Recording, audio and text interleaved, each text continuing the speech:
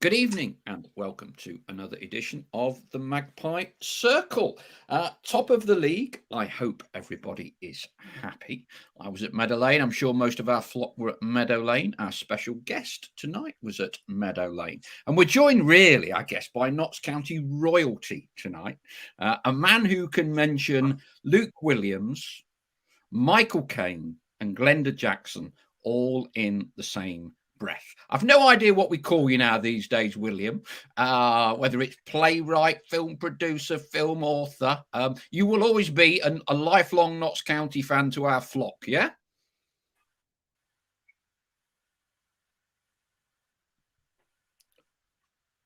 Absolutely, yeah, no, and that's what I am. And funny enough, say again.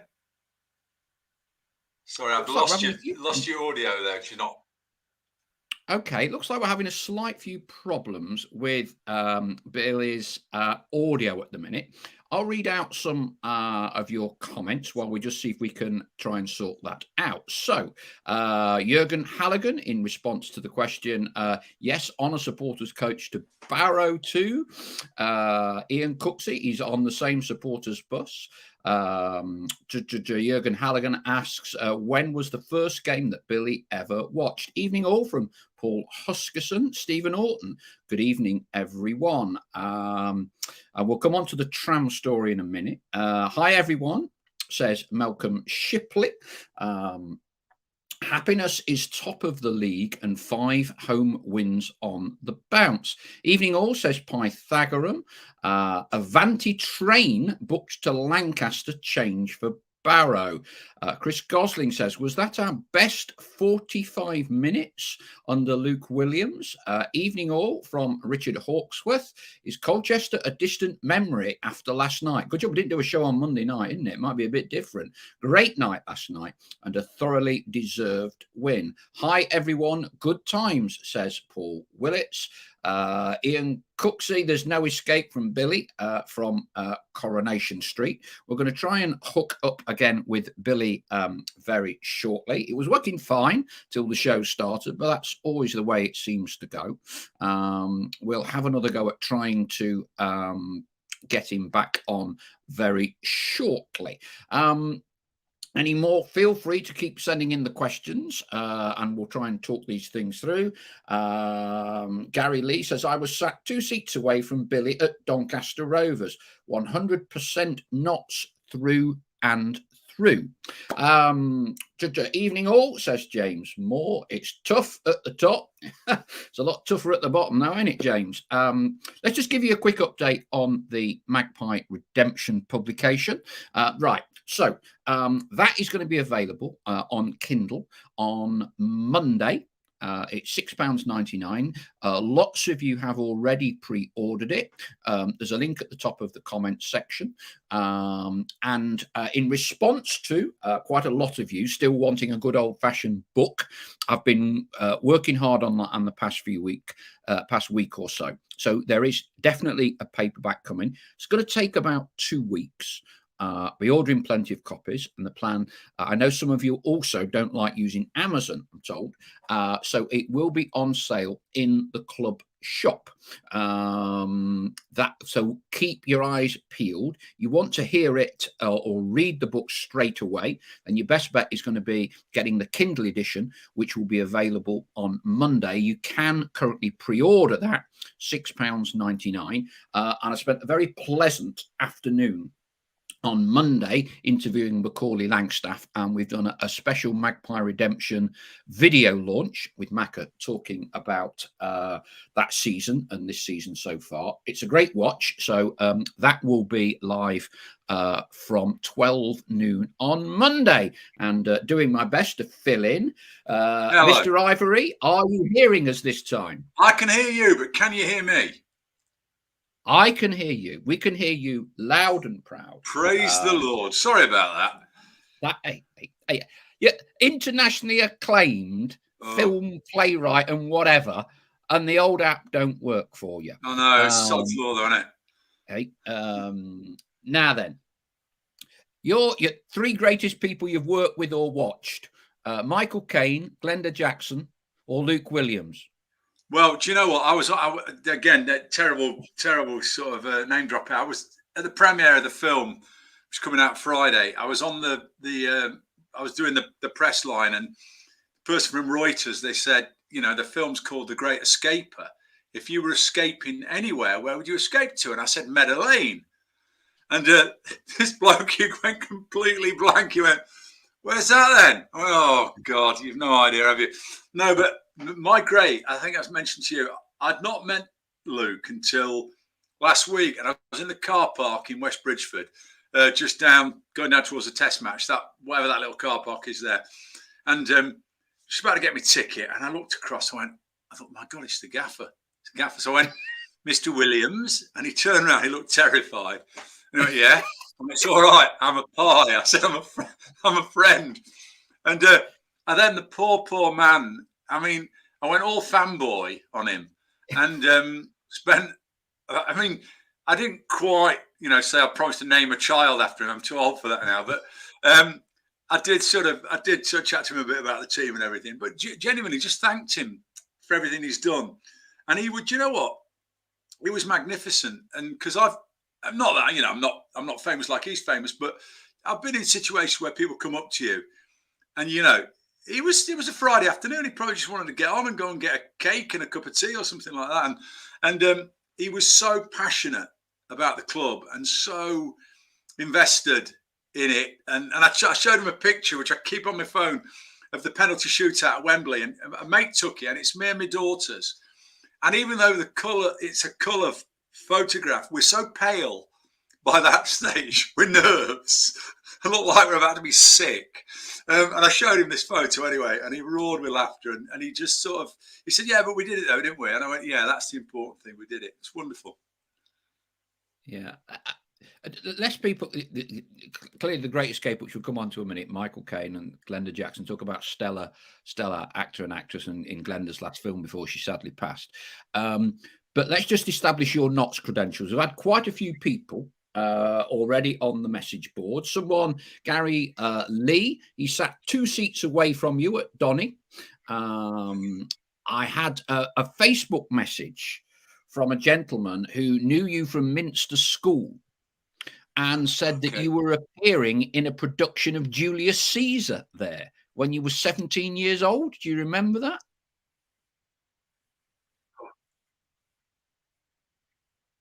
I remember it very well. Do you know why I remember it? Because I can very clearly, we did it, we were producing it in the Minster at Southwell. And I was playing Caesar, right? I'd just got stabbed, I'd given it the Et tu, Brutus. And we got all the togas on and all the right gear. And I came off stage, and my mate, who I go to Notts with, he said to me, hey, Bill, what time is it? So it's 8:20, mate. And I realised I'd gone on with my wristwatch on, full Roman gear, full toga, and a bloody Timex on me. And so that's why I remember that very clearly. Yeah, I'm sure you were a brilliant Caesar. I always loved Martin O'Neill, and I used to love the Carry On films.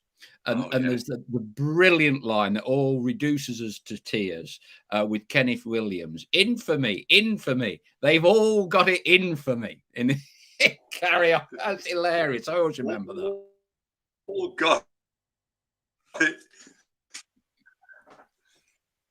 He was loving where they filmed all the carry-ons. Oh, lost you again there. Sorry. I was saying the Pinewood Studios where they made all the carry-ons. I remember the first time I did any work down there, and and they've got photos all down the corridors as you go from the dressing rooms to onto the sound stages and stuff. Kenneth Williams, Charles Hawtrey, Bernard Breslau, all of these, because they made all those movies down there. Sid James. If I had a son, I was going to call him Sid after Sid James. Wonderful films. Yeah. Now, I think what's happening is for some reason there's a bit of a time lag when I cue over to you. So please feel free, not that you wouldn't normally, but give long answers. So talk to me about being a Notts County fan and where it comes from. I believe it's like most of us, that parents indoctrinating us, locking us away in a darkened room when we're 3 years old, saying we want to support Manchester United, and you're not allowed out till you say Notts County. Well, funnily enough, it was family, but it wasn't my dad. My dad was from Wales, South Wales, big rugby player. Didn't used to, he played rugby for Neath uh, back in the day. This was in the in the 30s and 40s. Well, just before the war, actually 30s. But my cousin Tony Hayward, who was a massive Notts fan from Southwell, and interestingly enough, he was a big family and boys, and they were split.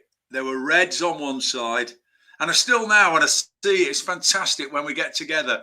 So the Reds on the one side and then Notts on the other. And Tony, who I adored, he's no longer with us. He was a plumber, fantastic guy. Taught me how to swear. So much about him to love, and he took me off to see. And my dad came actually. The very first game I went to was a Notts game, but it was away at Mansfield Town. I remember that much. I can't even remember. I was very young.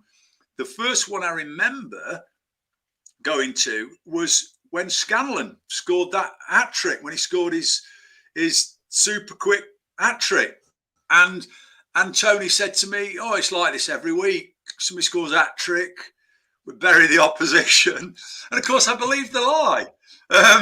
And so ever since then, I can remember going to Notts, from a very young age. I used to cry if I needed to use the toilets under the county road stand because they were so grim when I was very young, and was terrified of going in there because I thought, if the smell don't get me, the darkness will. And so, but I've been with them ever since, and they are, I love the club and I love the characters, and I'm not one of those. Genuinely, I wish no ill on Forest. I like to see Forest do well.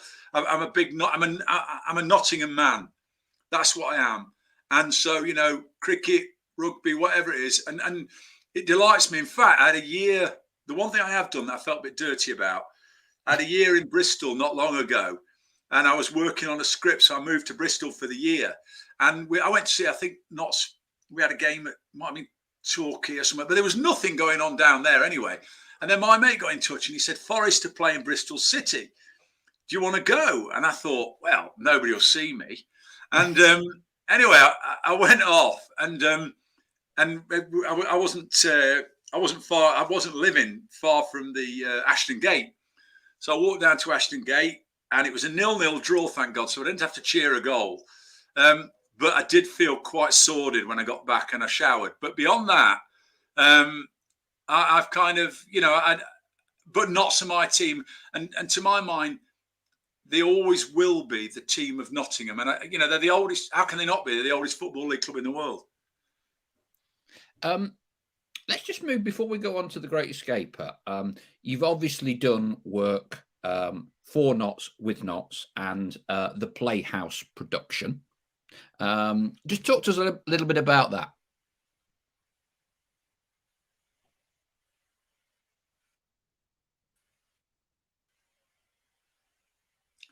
Well, that had done Dave McVeigh's the adaptation of Dave McVeigh's Steak Diner Ross, and it was an extraordinary. The first night of that was an extraordinary thing, because we had a lot of the old players turning up, and Masson was there, Don, and then and all a lot of that team that McVeigh was a part of, which was one of the great Notts sides, and it was. I don't think I'm finished on that play, interestingly enough, and we've often thought about trying to revive it, but with the tagline we've always wanted was the beautiful game when it wasn't, and it kind of that idea that it was, there were, Billy Brindley had an egg round, which he used to do on the way into training, things like that. It was very, very different times, but just the same passion. And I'm still friends with David McVeigh, who's the most wonderful human being and the most wonderful writer.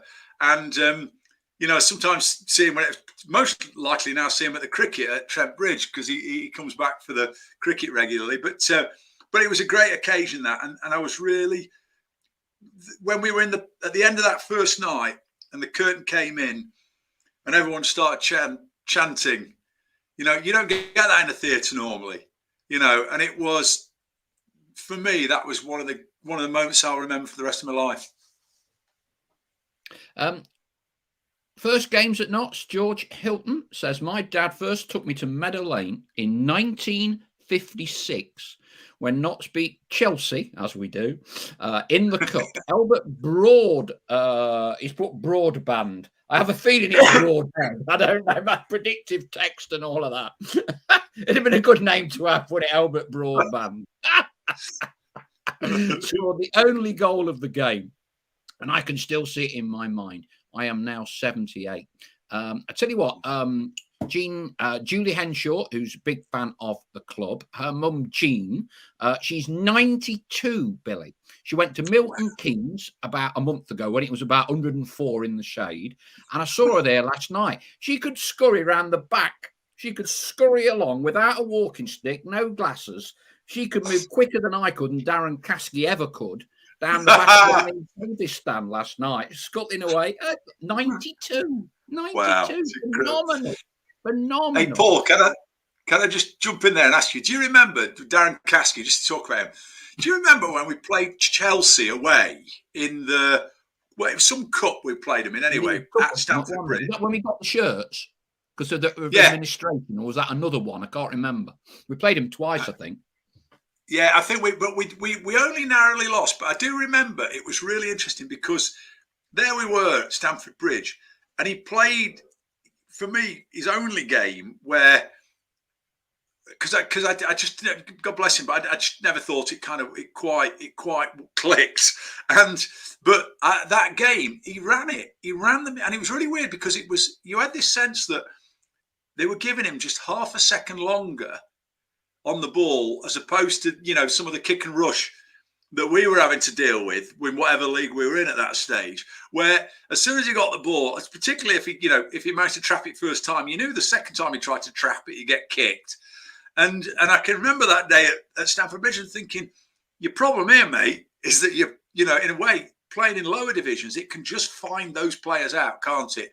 Those skillful players who, when the legs maybe aren't quite as quick as that half a second when they're looking up, deciding what to do, because they haven't got the spring in the step anymore, that's when the centre back comes in and takes them out at the knee. Oh dear. James Moore says, my first game at Meadow Lane, I can roughly remember, was Notts versus Liverpool when they were the team. My fave player was Ian McCulloch. It was around 82, 83. Remember it very well. My best years supporting Notts, I was 18, 19.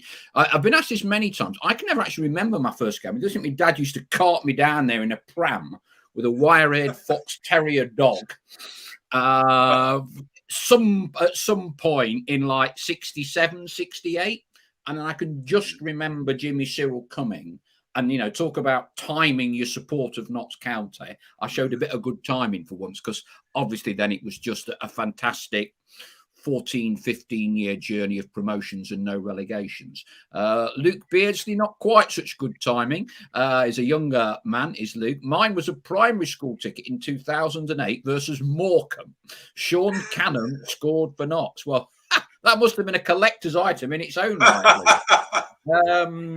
Right, let's just talk contemporary, because I know we like to sort of talk about what we've just seen. You were at the game last night. What did you make of it last night, Billy? Well, I mean, I think Notts, I can't quite believe in some respects what I'm seeing, but with each passing game, where they're playing really good opposition, because I thought Swindon were a good side. I really did. And I thought Notts, certainly the first 45 minutes, took them apart. I mean, they were so good, Notts. I mean, I think second half, maybe, there was a little bit of, we were so far ahead that it was hard to get out the blocks second half. But I just thought we looked fantastic. And interesting enough, even in the second half, when we were under the cosh a little bit, though, it's a new Notts team, this, because we've all been there. Those of us who've known Notts over the years, that we do seem to major in being able to kind of create drama. where you don't necessarily need it.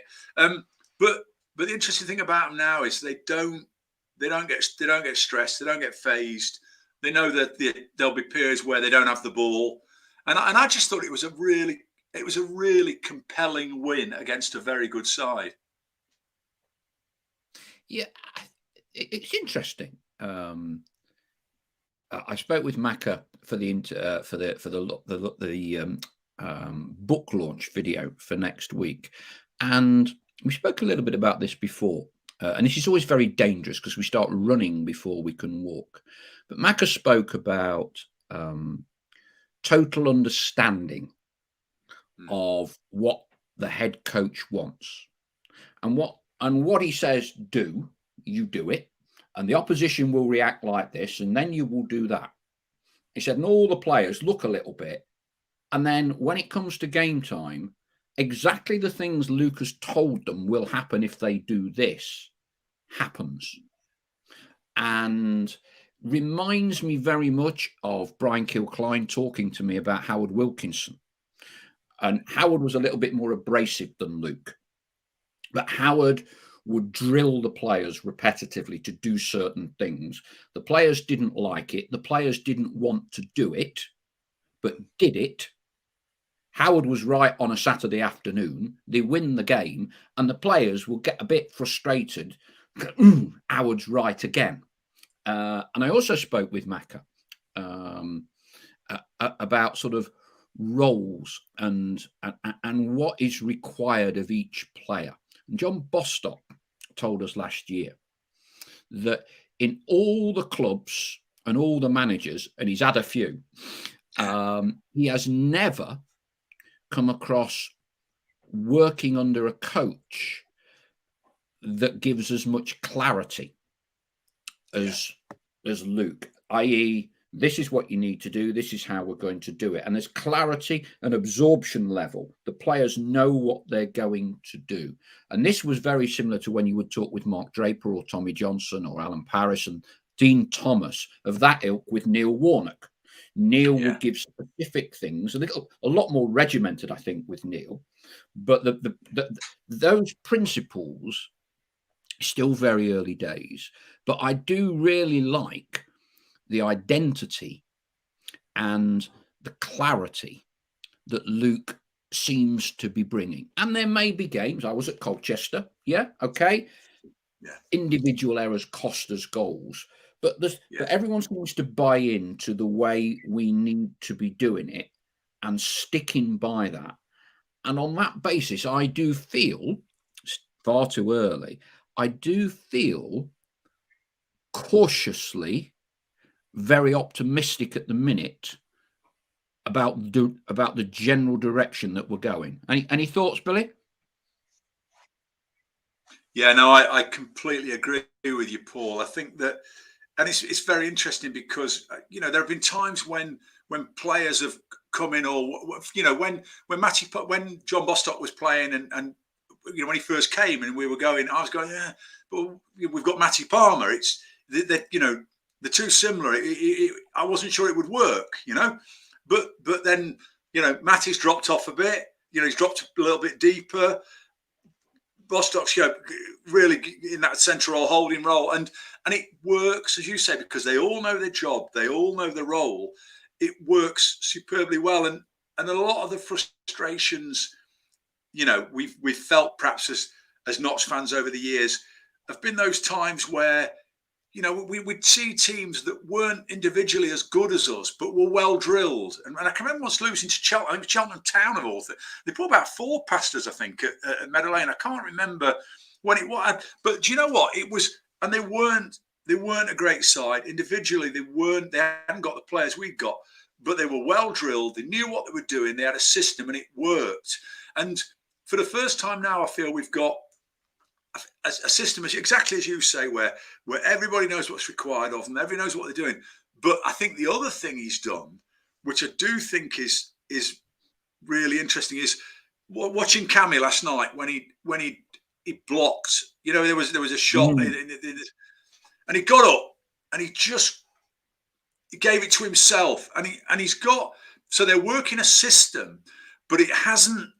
it hasn't bled them of their passion. Do you know what I mean? If anything, it's allowing them all to just, you know, not overthink it, to just do what they're going to do and play. So what we're seeing as well, which I think the fans all appreciate so much, is we're seeing such commitment. Obviously, we see it with Macca, you know, we see it from front to back. People just sweating for the team, but it's not just Terry Butcher with the, you know, with the red headband and come on banzai. It's not that. It's organized. It's organized, sort of really well thought through passion. Yeah, very good. Let's read some more comments, and we'll come back to that. David Dawes, he's obviously a member of our flock, Billy. Doesn't normally message, but he said Billy played up front for not supporters one year. I was on the wing. Did you get many? Were you a Les Brad type or a Macaulay Langstaff type, Billy? Do you know? No, I was more the Braddy sort. I can't be honest with you. I played for Southall City years ago. Well, Southall St Mary's, Southall, and I remember the Conk Smith, who was the manager there, used to say to me, and he was a great character, being a prisoner of the Japanese. He's in the war, you know, he'd survived all that, and he used to say, "Now then, youth," he said, "it's quite simple." He said, "We'll knock your elbows out and run like hell. First time you get near it, leather it." And that was my standard. Jürgen Halligan, a regular on the show. My first game was October 1974. Notts County 4, Oxford 1. In Cooksey, my first game, August the 23rd, 1975. Notts 0, Southampton 0. Later that season, Southampton won the FA Cup. James Moore, I've always been blindly optimistic at the start of every season, but now I'm older, hopefully a little wiser. I find my faith being placed more from the head, not the heart, that we will genuinely have success. James Moore says, from the owners down to Luke and the staff and the players, we finally, in brackets, seem to be solid. Paul Willits, the policy of keeping last year's players and beyond is paying dividends. I'll tell you what's interesting, Billy. If I'd been doing this show on Monday night, I'd have had the Twitterati or the Elon Musk X squad or whatever they already call themselves these days. They would have been in overdrive. And we kind of live, don't we? I don't know what it's like in the film critics profession. You have to deal with them. But we kind of live literally, you know, almost half to half these days. You know, for me, Swindon, and people go, "Oh, well, yeah, Swindon last night. Yeah, they exposed us a bit at the back." Hang on. We're 3-0 up at half time against a team that hadn't lost a game all season, playing brilliant football. Did we honestly believe that we were just going to steamroll them for a full 90? Professional level, it doesn't happen very often. And having let an early goal in, then there's a bit of resilience, there's a bit of grit. They missed a couple of easy ones. But for me, so relatively, you know, given you 3-0 up at half time, what more can you expect playing a team I suspect will be one of your main promotion rivals this season? No, I think you're right, Paul. I mean, it's interesting because I was talking to my mate, a guy called Phil Squires, who I hope is watching, who's not like me, been Notts fan sort of 50 odd years, more than that, and he's, you know, and he's a Yorkshireman, and he's originally, but he lived in Farnsfield. He's moved back up north now, but he knows his football, and he keeps saying to me every time we go there, he goes, "It's different. It's different now, Billy." And it is. And I think last night, you're right, was we had that year, and we had that time in the Vanarama where sometimes it was literally like watching defence versus attack, wasn't it? You know, we'd get used to teams coming, and they'd have 11 behind the ball from about the 5th minute onwards, you know, and it was, could we break them down or not? Could we break them down or not? Well, that was always going to change. But for me, the biggest difference of all, and again, it's to go back to Luke Williams, is you know, he's so clear about, when we're winning games, when we're losing games. He's exactly the same.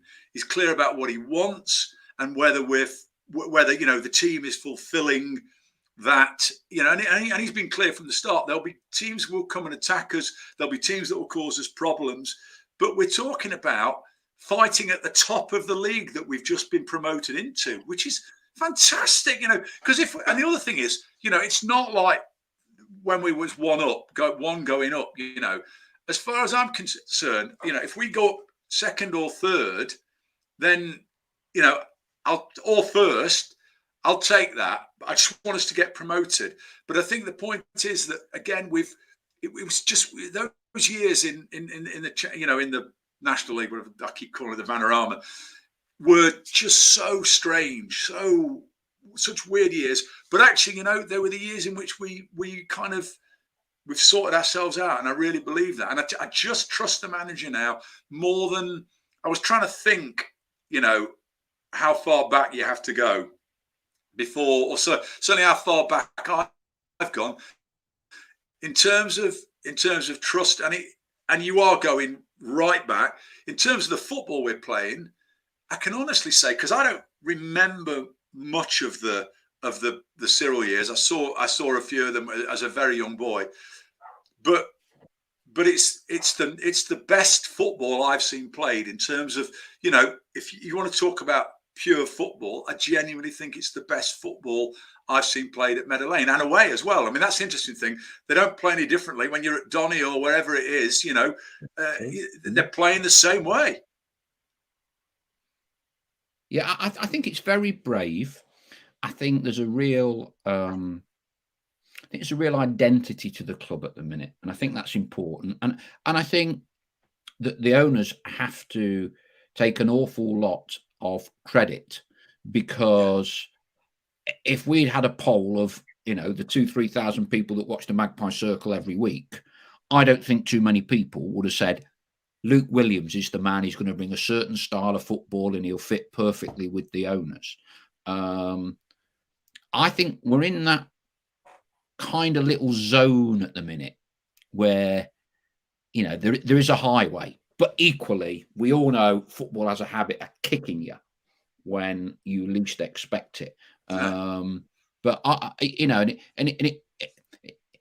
we shouldn't give them oxygen of publicity. But sometimes, you people on social media try to create a stir. It irritated me immensely that 10 days ago, Connell Rawlinson's getting a bit of stick because of a bit of an online spat with one fan who's perfectly entitled to an opinion. Players perfectly entitled to have a dig back.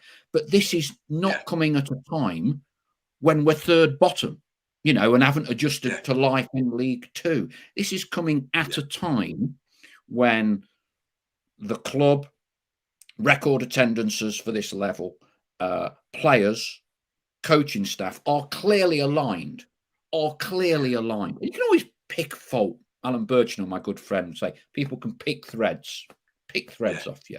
But there's a hell of a lot of things got to be right, to be aligned, to be where we are right now and enjoy the ride. Because I'm struggling to think of a better period to be a Notts fan other than when you had the kind of artificially induced climate of Munto.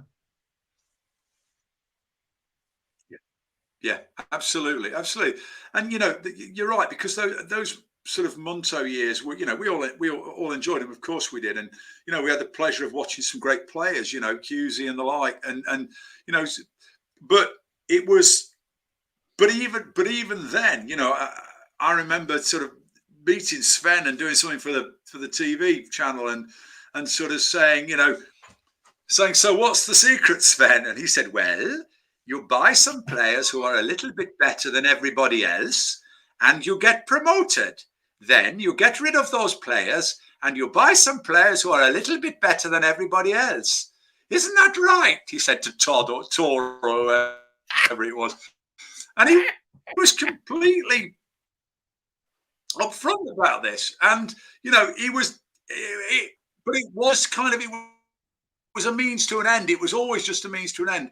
I feel I've got my club back, and you know, I am a great Neil Ardley fan, and I will be Yes. till my dying day, because for me, he was a part of this, what feels to me a pretty seismic shift in the club, and that it was about a change of attitudes, about approach, and interesting enough, one of the things, again, when I was bothering Luke in the car park, I said to him, I said, look, I said, thank you for everything you've done. And he went, man, he said, you know, it's a great club and your fans are great. And then I said to him, I said, you know what? I said, it's not just the pitch though. I said, I really want to thank you for the feel of the club, because that feels different. And it does to me. And I don't know whether you think the same, Paul. You know, it to me, it feels like the club that when lots of teams, many ups and downs, but I do think now where we are, it's a wonderful time. And I'm not saying that we, as you say, you can get bitten on the backside very easily, and this could all go to cock. But what I feel now is, as much as I'm enjoying this is going to sound awful, but as much as I'm enjoying the ride, this is a ship I'd go down with as well, because, you know, I believe in it. I believe in the ethos. I believe in the players. I believe in the manager. I believe the way the way it works in the community. You know, there's so much that's good about the club at the moment that you go, okay, well, let's just support it now. Let's just support it and see what happens.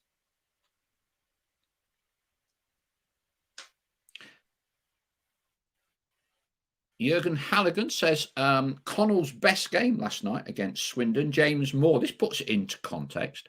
Munto was a whirlwind. Scary thing is, that was 14 crikey years ago. The time before that was Big Sam's reign, and that was 26 years ago. God, what have we done with our lives supporting Notts in the last 26 years? We've asked this before, Billy, and please some more comments on this. Notts attendances. Clearly, none of this happens without winning games pretty regularly, a promotion. How surprised are you that the club is averaging 10,000 this year? And what do you put it down to? What I put it down to is what's on the pitch. I went I went to a game recently, and went with an old mate of mine, and I can't remember which fixture it was a home game anyway, and we've brought a mate along who's a big, ironically, he's a big Spurs fan, and but he's come to odd games with me in the past from Southwell anyway. He's not seen Notts for a good few years anyway, and he watched them. We had a we went and had a beer beforehand and something to eat, and going to the ground, settled down, all as normal. Half time came, and he turned to me and he said, bloody hell. He said, they're playing some football, aren't they?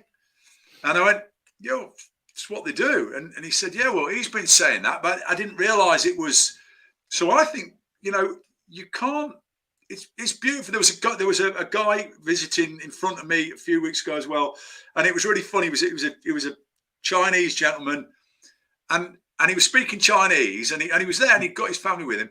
And at one point, it was lovely because he lent to his daughter, who was only about 7 or 8, a bit older, no, maybe about 10. And in Chinese, he was clearly explaining the offside rule to her, and he was giving it all that. So, and I tapped him on the shoulder, and I said, oh, we've all done that, mate. We've had our kids in front of us and we've explained the offside rule anyway. And he said to me as well, he said he does business over here. And for years he's been coming to watch Notts. And he said, but aren't they good now? And I think that, it's people are coming because, I used to go, there were periods, and I won't say, if I was to say bounce back ability, you'll know which manager I'm talking about, where I was watching on a Saturday fitter lads what I was trying to do on a Sunday morning. It was the 11 lads chasing around after the ball, and I think that essentially, what's happened is the fare on offer.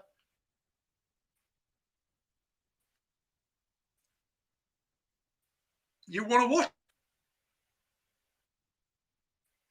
I'm back. Okay, well, while we just get bit his voice back and catch up, a few more messages. James Moore, the difference is now we are winners. He's put that in capitals. I've been when we were struggling to get 4,000 in on a Saturday, and things weren't right on and off the pitch. Now we're organised from top to bottom and winning. Dave Woolley says, I'm with you all the way on Ardley, Billy. He took a lot of stick for something he did his best to get the club back into the league. Yeah, I mean, I think I've mentioned before, I spent 2 to 3 hours with Neil a few months ago, railway station hotel in London, Victoria, at the Claremont, interviewed him for the book. And it was very interesting hearing what he had to say in depth. And, you know, Neil was 90 minutes from being hailed as kind of almost he would have been on a par with Luke Williams had we got it right against Harrogate, because he would have then taken Notts straight back into the Football League at the first attempt, which is a difficult thing to do, But of course, it didn't quite work. But what he did do was he put some foundations down, if you like. If we look at other clubs at the minute that have really struggled in the National League, you know, it is horrific with what has happened to Scunthorpe. Oldham are finding it very, very difficult. Rochdale, likewise. Torquay, you know, National League South. These are all clubs with proud Football League histories. And as much as we might say the National League, oh, blah, blah, blah, blah, blah, if you lose momentum, if you lose some of your best players, if you are not well run, that National League is a real graveyard for Football League clubs, a real graveyard. So I think Neil did a very good job in that respect. I can't help but think, had he got us up against Harrogate, then he would have been really up there. He would have been really up there, having turned it around so quickly. I mean, I am, for all of the things you've mentioned there, Billy, Absolutely. It does genuinely surprise me that the club is averaging 10,000. I mean, I think it's absolutely brilliant. And again, I've done something in the book for it. I see a lot of new faces. I see a lot of new faces. I see a lot of parents with young children. You know, historically, people would beat Notts with a stick. You're all old fogies and all of that. I see more, and I'm not just talking teenagers. I'm talking 5, 6, 7-year-olds. And I think good atmosphere, and I think it's becoming self-perpetuating. Some of our new breed of Notts fans have probably only seen us lose one game in a year and a half. Dagenham. Yeah, that's probably the only game they've seen us lose. Yeah. You know? Yeah. And that's crazy, people getting into those habits. You know, you supported Notts, go to home game, a year and a half, you've only seen us lose once. When was the last time that happened? I know, exactly. You know, I used to take a prayer mat in with me every time I went. But it's wonderful. How important is Luke Williams to all of this on an ongoing basis moving forward, Billy? Massive. I mean, I can't, you know, I can't tell you. I'm amazed that we've not heard tale of, you know, people sniffing around him yet. It will happen. It's bound to happen. If the season carries on like this, and we all, you know, all as Notts fans, you know, we want it to. I just think that there's nothing to not like about him. And if you were a Championship club, or certainly, you know, top half of League One or whatever, you look at him. He's young, he's hungry, he's smart. He's, you know, so my concern is, you know, hoping that he'll stick with us. I've no reason to think he won't. But what I do know is that, you know, we're all, you know, it's about we're trying to make careers as well as anything else. And he is, I think he's such an impressive man and an impressive manager. But I do think he's absolutely critical to the success we're having at the moment. So, I just hope he sticks around.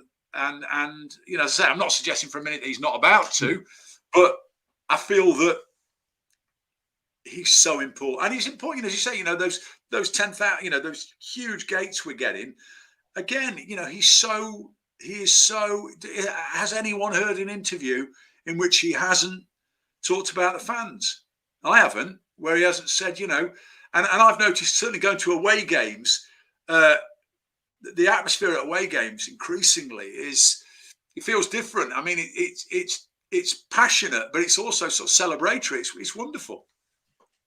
Alex Young says, completely agree about the point you make about families.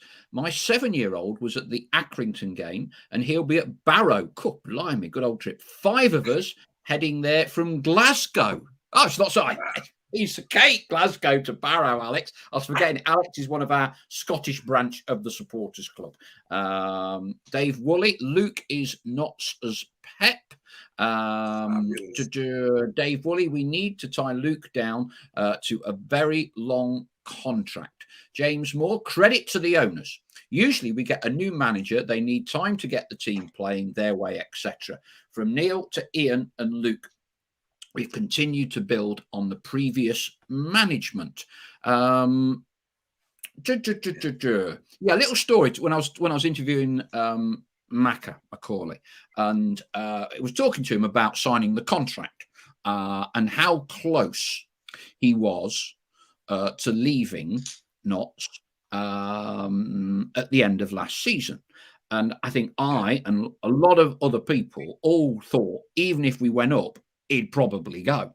And certainly, had we not gone up, and in not as many words, Macca kind of intimates my mindset might have been a slightly different. I wanted to get into the Football League. I wanted to play in the Football League with Notts, but might have been slightly different had we not won. But the interesting thing that Macca talks about, he says the moment Kedwin Scott scored that penalty, and Macca and the rest of them hair off down the pitch to try and catch him before he's swinging his shirt and into the fans.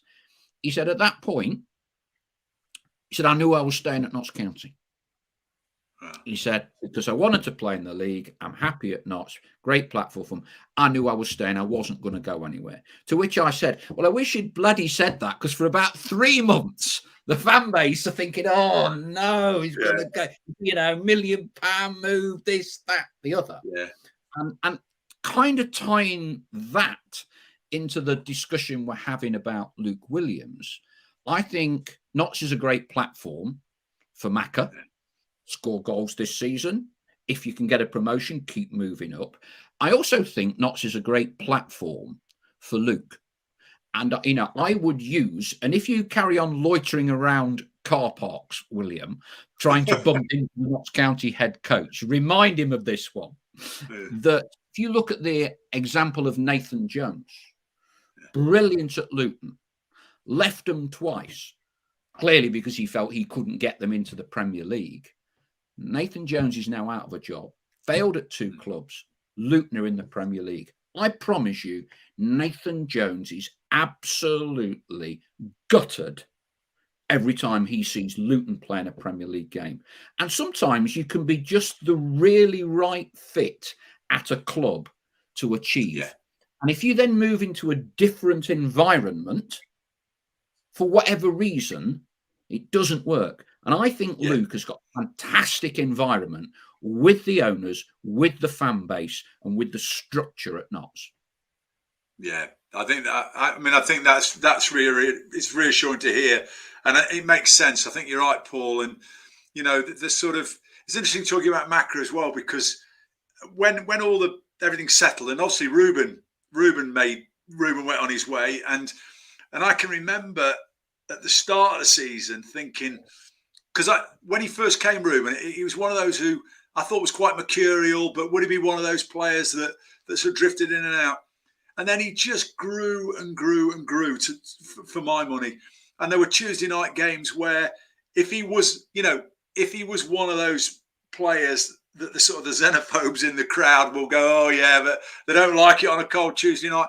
He proved the opposite, because I've seen him take that team by the scruff of the neck sometimes, diving in for tackles, and so in the end I thought, my God, we're gonna miss him. And then and then along comes Dan Crowley, and and you think, actually, my God, he's managed to he's filled that gap, and I think that it just seems to work at Notts for Luke, as you say, and the setup in terms of the scouting setup, everything, that the players that are coming in, it just seems to work. And I think you're right that I also think I think Luke's smart enough to know that, and any person will tell you, yeah, actually, I'm not gonna, it's like, don't bite the hand that feeds you. When you know it's working, why would you? Very good. Michael Caine, Glenda Jackson, William Ivory, The Great Escaper. Just give us a quick chat about all that, how that happened. So it's a film about a bloke called Bernie Jordan, who was an old guy. This was in about 2014, I think it happened. It was the D-Day, 70th anniversary of the D-Day landings, and there were commemorations going on. And this old boy, who was 90, Bernie, decided he wanted to go to the commemorations in France, and he was told all the official trips were full up. So he sort of resigned himself to staying in Brighton, where his old folks' home was. And then at the last second, he decided he was going to leg it to France, and he made his own way to France. And he went to France, and actually very little's known. We know that he was in this place in Brighton. We know he got to France, and he stayed in a hotel called the Cozy Hotel in Ouistreham. And we know that he met another serviceman out there, and that he came back, and he was spotted on the ferry on the way back, by which time, because he disappeared, they thought he drowned, or God knows what they thought happened. So they put out all these appeals for him. And then as soon as it became apparent that he'd made his own way, hashtag The Great Escaper. And what my film's about is, and Michael Caine plays Bernie, and he was 89 when he made it. He's 90 now. And Glenda, God rest her, 87, plays Reenie, his wife, who was left in Brighton. And the film's just about that that adventure, really. And we open on Friday. Everybody, please take 1 million mates down to the Odeon or wherever it may be. The showcase or the cinemas are available. But I'm really proud of it, honestly, Paul. I mean, it's a funny thing.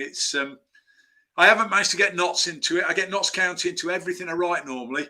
I've got players into it, players angels. One of the characters in it is a bloke he's a soldier, and he's with the Sherwood Foresters, is it? I can't remember. I can't remember exactly. Regiment, yeah. Yeah, it was, wasn't it? Yeah. So there's a bit of Nottingham. There's a bit of Nottingham in there. Douglas Bennett, he's called. And he goes, "I'm from Nottingham.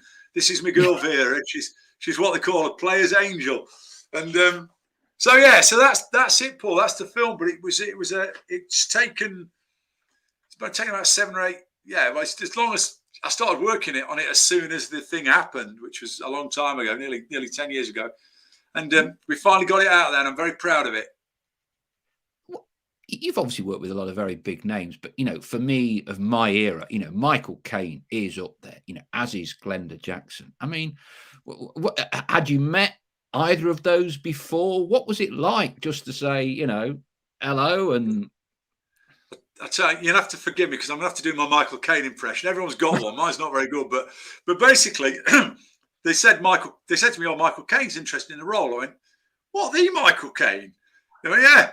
And they said, "But he wants to meet you." So he's in this restaurant. He's a big Chelsea fan. So I go down the King's Road, and he's walk into this restaurant. This picture of Peter Osgood on the wall, David Webb. You can tell what era it is. It's like 1973. Everything stopped about then. And I walked in, and there he is. He's there with Shakira, his wife. He goes, "Hello, Bill," and shake hands with him, and I sit down, and he goes, I said, "Oh, Mr. Caine."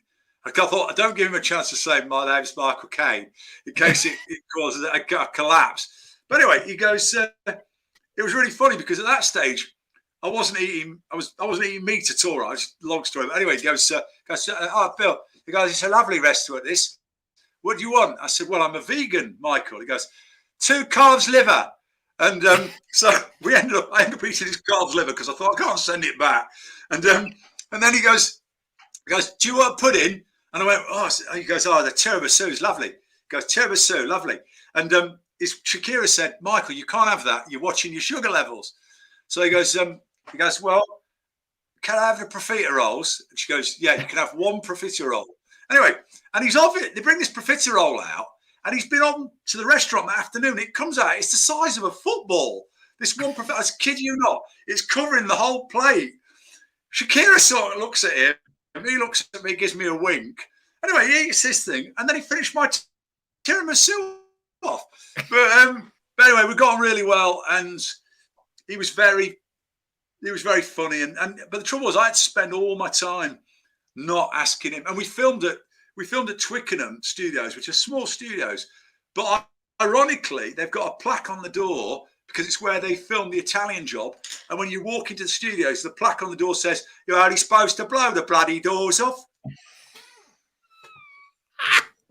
Love it. Absolutely love Happy it. days.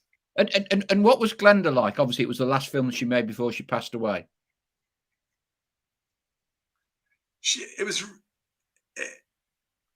It was really interesting, Paul. She was amazing, and she saw the film, which was a great thing. She saw it. In fact, we had lunch together. We had a screening, and because we wanted to show it to Michael and Glenda before anybody else saw it, and then we all went for lunch, and she really loved it, which was fantastic. But Michael's quite straightforward, and the way he acts is very instinctive, and it's very kind of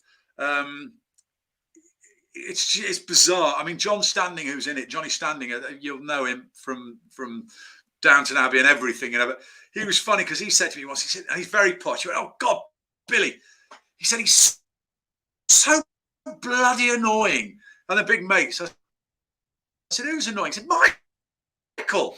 He said, "Bloody stands there, does nothing, can't take your bloody eyes off him." And it's very much, as you perhaps imagine it to be, she's quite cerebral. She thinks a lot about the role. She interrogated it. She said to me at one point, she said, "It says here in the stage direction that she slumps on the sofa." And I went, "Yeah." She said, "I don't think she'd slump because you've mentioned somewhere else that she used to be a trained ballroom dancer." So she said, "I think she'd sit up, even though she's very old. I think she'd have her shoulders back all the time." So it was, she was fantastic, and she was very, I can't, obviously we're on, she had a potty mouth, which I really loved. I can't tell you, I mean, the language, the air was blue around Glenda all the time, which was great. So would it be fair to say that William Ivory is Notts County's answer to Ryan Reynolds? And what have you made of the whole Wrexham documentary and because I'm semi-retired now, I try and do as little as possible. I still I'm a consultant for Major League Soccer. So I handle all of their stuff in the UK and Europe. And I know that they are in many respects almost jealous of the work that Ryan Reynolds and the PR and the effort that he has put in to maximising Wrexham, and genuinely, he's achieved a lot of cut through in the US of Wrexham and reflectively Notts County.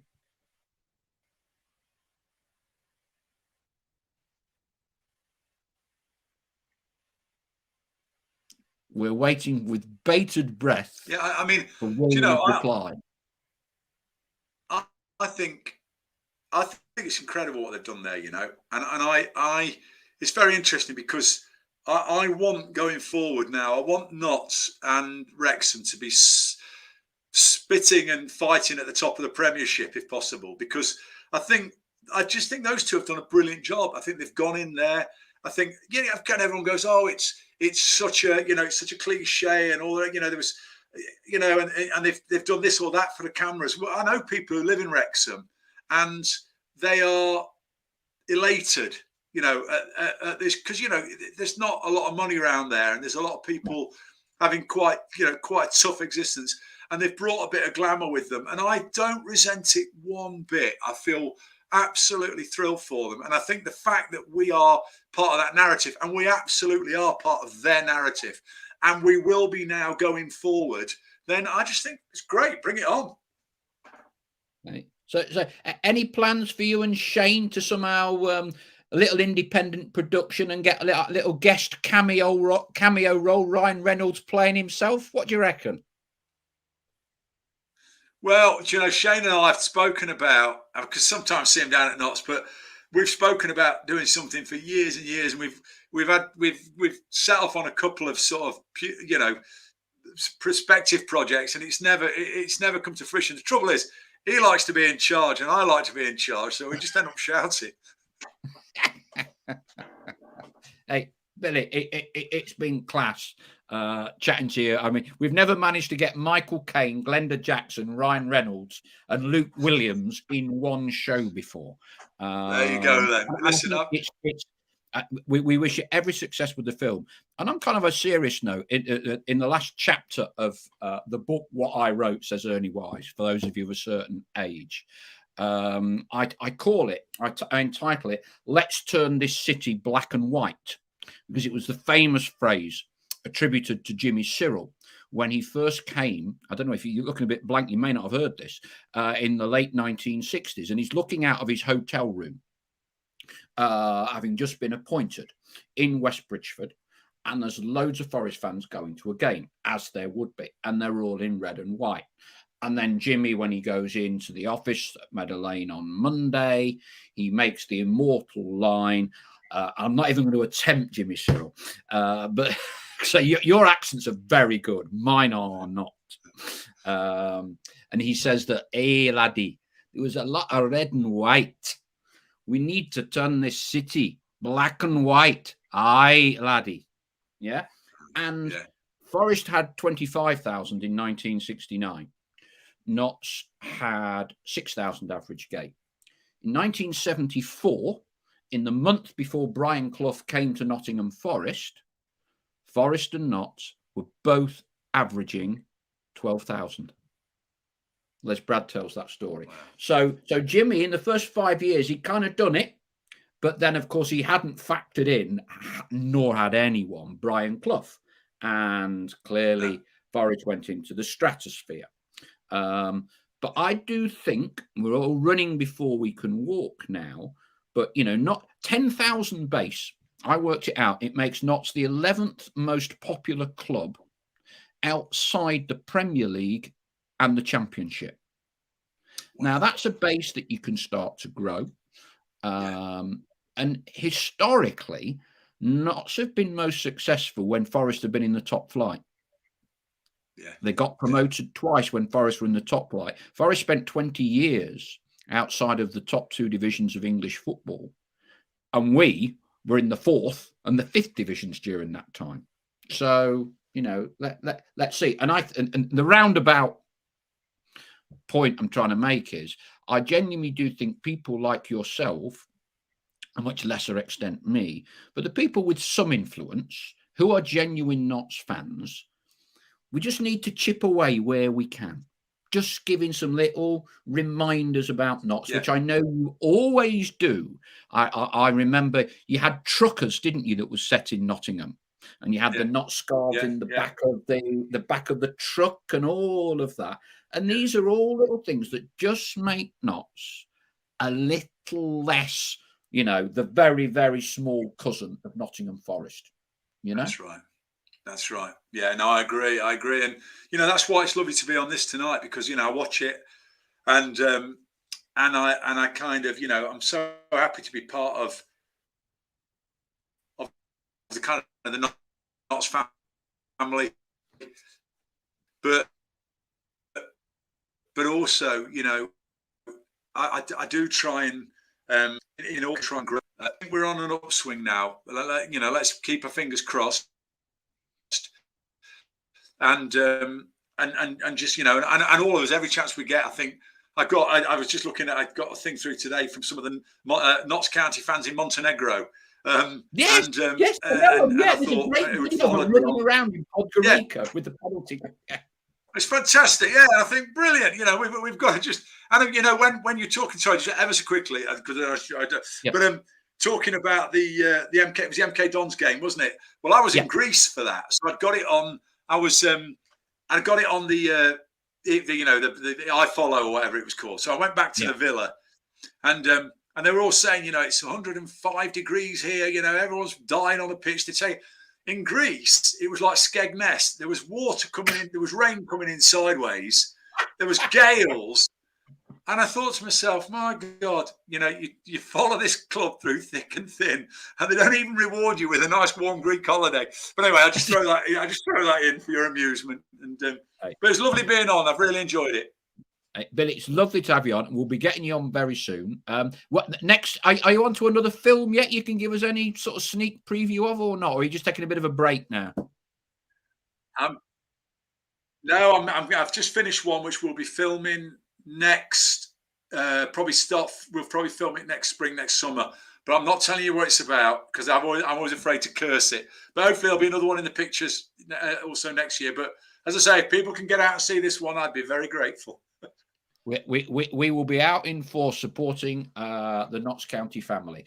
Billy, thank you ever so much indeed for joining us. Thank you to one and all. Slightly different. We'll be back on Monday. Macaulay Langstaff, the Magpie Redemption launch video. Definitely want to be hearing that.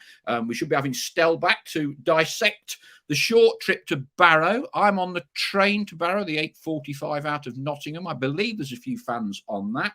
My lad's coming, one or two others. I know Luke Birdsley's on the 8:45 as well. 4 hours, 12 minutes, change at Manchester Piccadilly, and we get into Barrow in Furness. Have you ever been to Barrow, by the way, Billy? Ever been? I have actually been there, and that's one I won't be doing as an away trip. I can tell you now. I draw a circle round, and so far I'll go. But yeah, it's an unusual place, Barrow. Yes, unusual is one word. I never knew till I went there 3 years ago, just before COVID, when we beat them in the National League.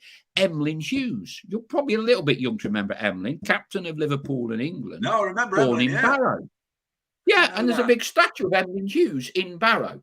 Other than that, there's not a lot in Barrow other than the Emlyn Hughes statue. To be honest, I just never realised. I didn't know that. No, immortalised.